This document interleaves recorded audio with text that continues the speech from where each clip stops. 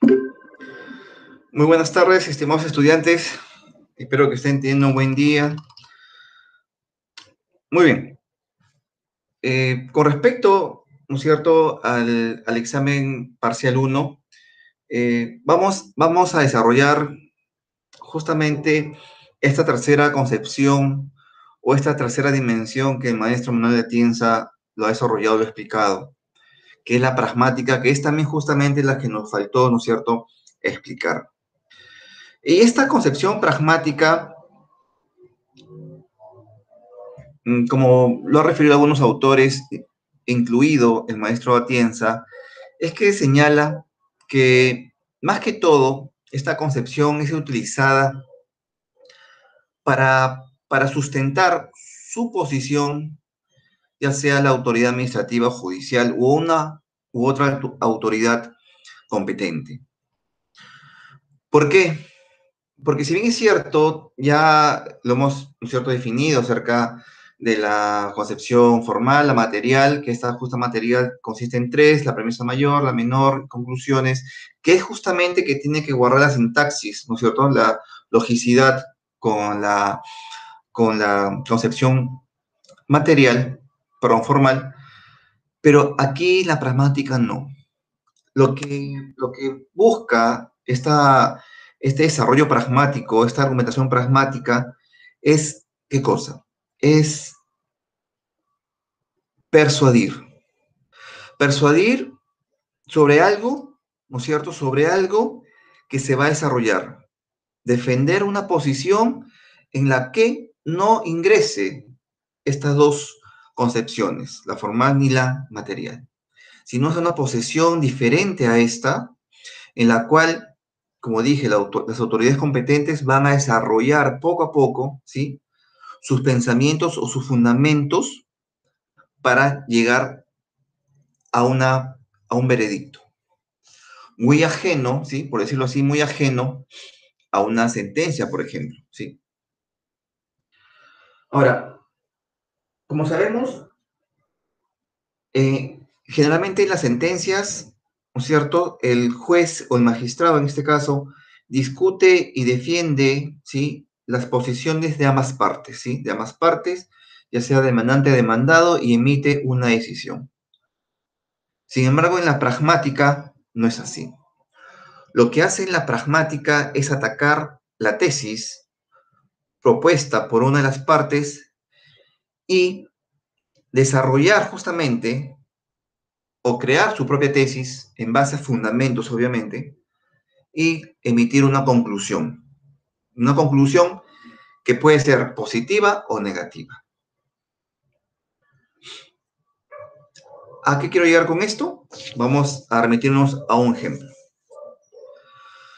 Por ejemplo, tenemos aquí la sentencia de la demanda de inconstitucionalidad que se interpuso, ¿no es cierto?, contra el decreto ley 1057, que es el famoso caso, ¿no?, como todos vemos aquí. Y bueno, se plasma, ¿no es cierto? Justamente aquí vamos a ver los argumentos de la demandada, que es la concepción formal, ¿sí?, o formal, o el factum o el petitorio, ¿no es cierto?, la justificación interna, la estructura, ¿no?, que está demandando esta persona, y justamente es que solicita que se declare inconstitucional porque el CAS estaría vulnerando, y así lo considero y lo ratifico, o está vulnerando los derechos laborales de los trabajadores. Para tal efecto, ellos desarrollan, pues plasman, ¿no es cierto?, estos argumentos, o sea, su estructura interna de la parte demandante, lo plasma dentro de su razonamiento pragmático que va a final emitir el Tribunal Constitucional. Bien, de igual forma le corre traslado, ¿no es cierto?, la demanda planteada al procurador del Estado, ¿no?, o en este caso del Congreso. Bueno, en este caso tenemos que es el procurador del Ministerio de Justicia. Muy bien, se corre traslado. De igual forma,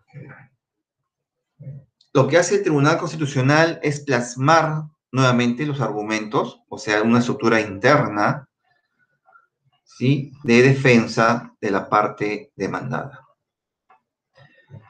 Y el tribunal, muy bien, el tribunal, como bien sabemos, entra justamente a su parte o la concepción material, ¿no? Al famoso silogismo jurídico. Y nuevamente empieza a sustentar. Pero si ustedes se dan cuenta, en este análisis, el Tribunal Constitucional se está apartando silenciosamente, sigilosamente, se está apartando del silogismo jurídico y dejando obviamente de lado la concepción formal, ¿sí? Lo está dejando de lado ambas concepciones y va entrando a un desarrollo, o mejor dicho, a su razonamiento porque va a fundamentar con sus posiciones, ¿sí?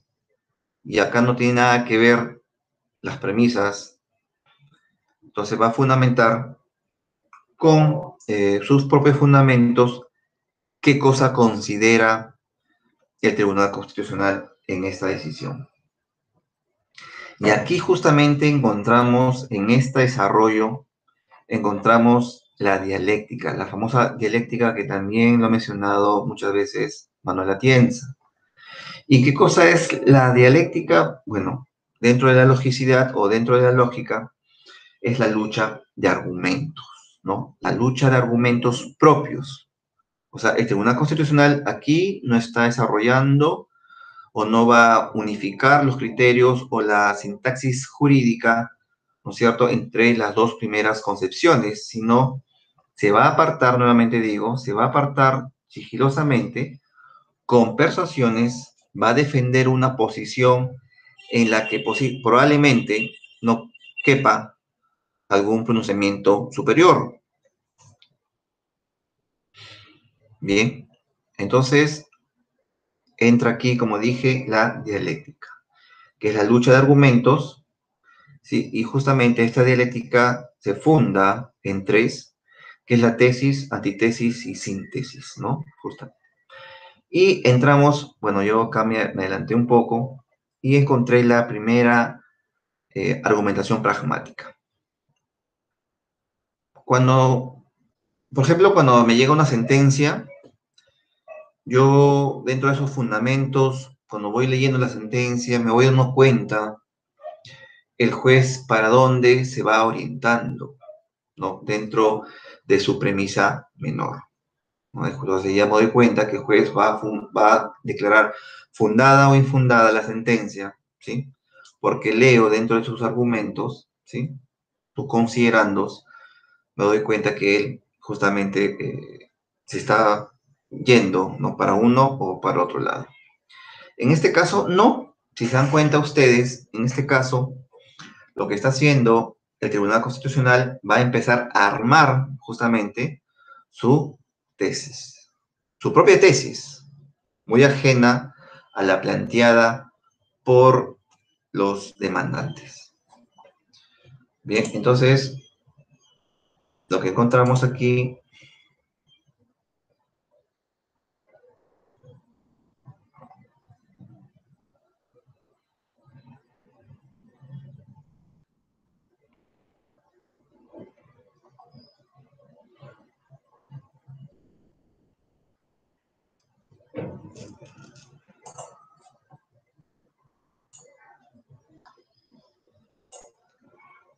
muy bien, encontramos entonces el primero, ¿no? Como estaba comentando, me adelanté un poco, y aquí empieza un desarrollo, y justamente el desarrollo de su dialéctica, que es parte de la argumentación pragmática. Empieza a desarrollar que es el decreto legislativo 1057, y justamente lo desarrolla ¿para qué? Para sustentar su argumento, ¿sí? Sustentarlo. Y sigue relatando, relata, explica el Tribunal Constitucional, y nuevamente sigue haciendo su lucha, ¿no es cierto?, de argumentos. Y nuevamente plasma, ¿sí? Otra vez, sigue sustentando, ¿sí? Y acá hace un desarrollo justamente de su posición. O sea, acá encontramos, por lógica, yo deduzco que el Tribunal Constitucional, así no haya, ¿no es cierto?, no haya leído la parte final de la sentencia, yo deduzco que el tribunal va a argumentar en contra, ¿no es cierto?, de los demandantes, sin que existan nuevamente las dos concepciones, sin que entre en lucha de las dos concepciones. Acá lo que va a luchar el Tribunal Constitucional, lo que está haciendo es persuadir, reforzar con fundamentos del por qué debe de declararse inconstitucional justamente esta sentencia. Y sigue desarrollando y justamente también hace un desarrollo, ¿no es cierto?, de los derechos laborales que podría tener y otros beneficios que podría tener el trabajador CAS. Y sigue reforzando, ¿no es cierto?, sus posiciones a mayor abundamiento, sigue reforzando. Entra ahora al ámbito, ¿no es cierto?, del régimen laboral del sector público. Y también describe o desarrolla justamente para argumentar los dos regímenes laborales que existen en el Perú, ¿no?, considerando al CAS como un tercer régimen especial. Y tenemos primero, ¿no es cierto?, se dan cuenta por lo que se puede tener como primera conclusión, ¿sí?, que encontramos aquí la antítesis, ¿no es cierto? Dentro de su dialéctica, su posición, su lucha de argumentos, encontramos la primera sustentación o la primera antítesis, que es, ¿no?, que dice que no resulta inconstitucional, ¿no es cierto? ¿Sí? Como se dan cuenta, si se dan cuenta, bueno, todos lo vemos, ¿sí? El tribunal empezó a fundar su tesis, ¿no es cierto? Fundó su tesis y la plasmó, y antes de emitir, ¿qué cosa? Su síntesis, ya está diciendo su antítesis. Muy bien, y seguimos y ya se va, por decirlo así, nuevamente, persuade, ¿no es cierto?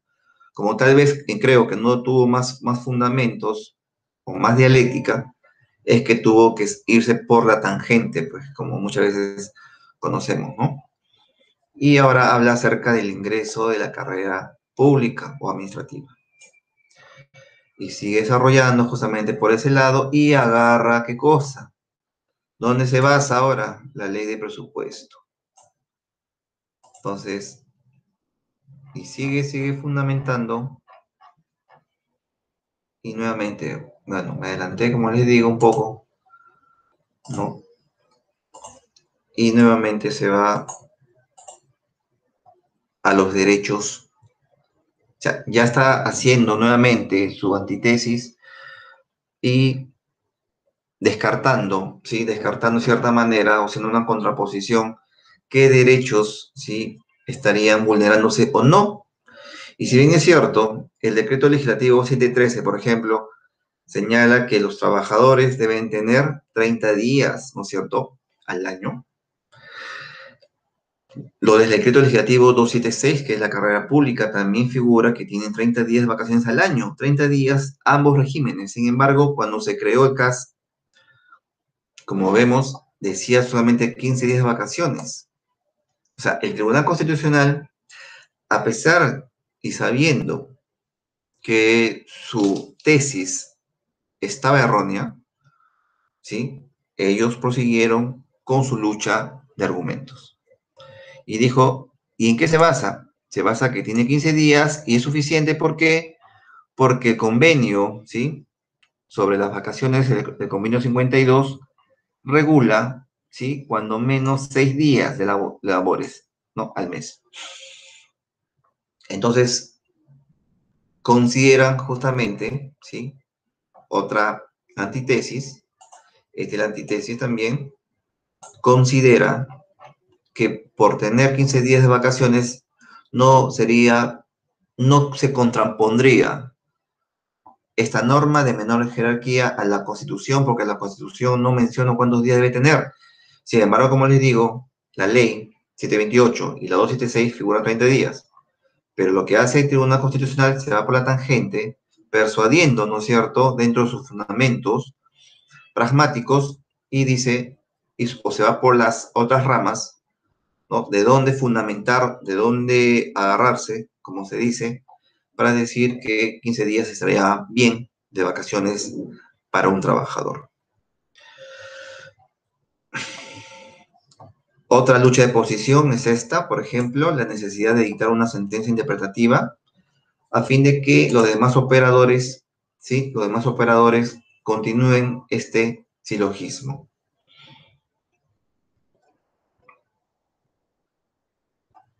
Y por último, el Tribunal Constitucional falla, como todos sabemos, declarando infundado, ¿no es cierto? Que esto se denomina la síntesis. Hemos encontrado que acá hay una argumentación pragmática negativa porque el desarrollo ha sido en contra, ¿no es cierto?, del demandante. Acá no cabe la posibilidad de interponer algún recurso, ¿sí?, a menos que nos vayamos a la corte, ¿sí? No cabe la posibilidad de interponer recursos porque no encontraremos fundamentos, ¿no?, por decirlo así. Primero, porque es el máximo intérprete de la Constitución, supuestamente. Y segundo, porque si se dan cuenta, si queremos interponer, ¿sí? Queremos interponer un recurso, póngale, supongamos que sea de apelación. No hay agravio, o sea, el agravio es general, ¿no? Porque el agravio dice que no es constitucional o sí es constitucional. Entonces, es una argumentación pragmática negativa porque va en contra de los demandantes. Sin embargo, yo no puedo decir, ¿sabes qué? El Tribunal Constitucional hemos solicitado esto y nos da B, hemos pedido A y nos da B. No, no, no cabría esa posibilidad, porque como les digo, en la concesión pragmática se puede considerar una independiente a las dos primeras que sí van de la mano, es concurrentes, porque en esas dos primeras, la formal y la material, sí tendría que haber una conexidad en ambas para nosotros señalar si esa argumentación es o no es válida. Pero en este caso, como le digo, es independiente, porque acá más que todo va solamente de la autoridad hacia la persona, no la persona hacia la autoridad. En las sentencias, sí, porque en las sentencias, sí, el juez, sí, tiene que justamente fundamentar su argumentación jurídica, fundamentarlo, pero dentro de las conexidades, ¿no? Como hemos dicho, la forma y la material. Y si nosotros consideramos que esa conexidad ¿no?, es in factum, in procedendo o judicando, justamente tenemos la segunda opción de apelarlo, y si la sala justamente verifica que esa argumentación es correcta, bueno, no habrá más. En cambio, en este caso, la sentencia, no cabría otra posibilidad, ¿no? Como le dije, a menos de irnos a la Corte Interamericana. Esta es la negativa, ¿sí? Si se dan cuenta. Ahora, otro ejemplo, y con eso termino. Este caso también me pareció muy interesante. Fue una sentencia, eh, una medida cautelar que se interpuso, ¿no?, como todos sabemos, a la pastilla del día siguiente, ¿no? ¿Sí? Es un amparo, proceso de amparo, pero medida cautelar. Y esta medida cautelar es que se interpuso esta medida cautelar porque el Tribunal Constitucional había ordenado al Ministerio de Justicia, perdón, al Ministerio de Salud, que suspenda, ¿no es cierto?, la entrega de las pastillas del día siguiente, ordenó que se suspenda, porque se había considerado que esta pastilla de pastillas sería abortiva, ¿sí? Sin embargo, ¿qué hizo la parte demandante al solicitar o al proponer una medida cautelar? Lo que hace el juez, hace una interpretación diferente a la pragmática. Porque acá también tendría que haber habido una argumentación pragmática. Sin embargo, lo que yo he encontrado, ¿sí?, y que ustedes justamente van a desarrollar eso en la parcial 1, una sentencia muy interesante, la voy a entregar para que ustedes lo desarrollen, es que lo que hace el magistrado es un silogismo jurídico, pero el juez se aparta de la premisa menor, ¿sí?, y se funda en la mayor. Y justamente empieza a desarrollar, ¿no es cierto?, todos estos argumentos son argumentos jurídicos, donde sustenta su posición el juez y hace una argumentación pragmática, porque en el desarrollo de esta sentencia, o mejor dicho, esta solicitud de medida cautelar, como se dan cuenta, el juez hace una argumentación, ¿no es cierto?, y crea una semitesis, es decir, coge la premisa mayor, que es el argumento jurídico, y, y coge también la argumentación pragmática, creando una tesis, ¿correcto? Una tesis, pero parcial. ¿Por qué digo esto? Porque empieza a desarrollar y ampararse en el Zika, por ejemplo, ¿no? Donde dice que el virus del Zika se transmite por relaciones sexuales y que si la persona queda embarazada, ¿no?, podía tener el Zika. Y justamente se dio en esa temporada que el TC ordenó que se suspenda la emisión de las pastillas del día siguiente. Desde acá, igual forma, vamos desarrollando y esta sentencia o esta resolución es una pragmática positiva. ¿Por qué positiva? Porque al final el magistrado, ¿no?, aparte que hace un desarrollo pragmático y también un desarrollo de la premisa mayor, es que funda la causa, hace, ¿no es cierto?, su síntesis de la causa a favor del demandante o de la demandante, porque fue una señora que interpuso esta medida, ¿no? Y en todo momento el magistrado no sostiene, ¿sí?, no sostiene la premisa menor, solamente se basa en todo momento de la premisa mayor o los fundamentos jurídicos o el fundamento legal de dónde sustentar su tesis, hace su antitesis, justamente en desarrollo pragmático, porque considera pertinente, y emite una decisión, ¿no? Y declara fundada justamente la medida cautelar innovativa, solicitando, ¿no?, solicitado por Veleta, y ordena a que el Ministerio de Salud, en el plazo de 30 días, distribuya de manera provisional, en forma gratuita, ¿no es cierto?, el anticonceptivo, de la pastilla del día siguiente. A pesar, ¿sí?, a pesar de que el Tribunal Constitucional, en esta sentencia, ya había señalado que no se siga difundiendo o se siga emitiendo justamente esta pastilla, ¿no?